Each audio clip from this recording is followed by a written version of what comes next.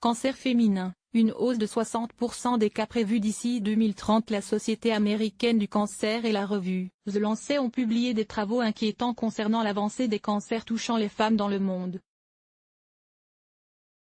Deux rapports mettent en garde contre l'explosion des décès liés au cancer des femmes, notamment le cancer du sein, dans les 15 prochaines années. Les chercheurs de la Société américaine du cancer, ACS, parlent d'un nombre de décès d'environ 5,5 millions de personnes chaque année d'ici 2030, ce qui représente une augmentation de 60%.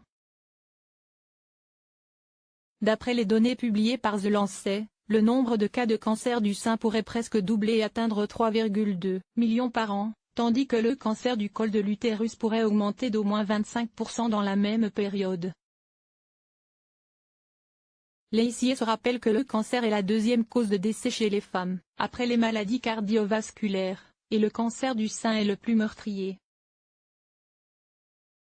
L'augmentation prévue est liée au vieillissement de la population, mais également à la hausse des facteurs de risque comme sédentarité, une mauvaise alimentation, l'obésité et le fait d'avoir des enfants de plus en plus tard.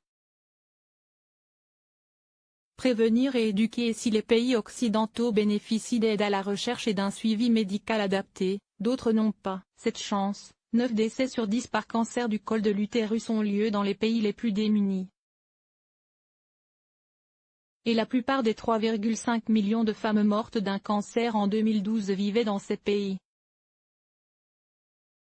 La communauté mondiale ne peut pas continuer à ignorer le problème. Des centaines de milliers de femmes meurent inutilement chaque année, indique Richard Sullivan, co-auteur du rapport de The Lancet, cité par Le Monde. En multipliant les efforts de prévention et d'éducation, nous pouvons lutter contre cette tendance, estiment les auteurs des deux rapports.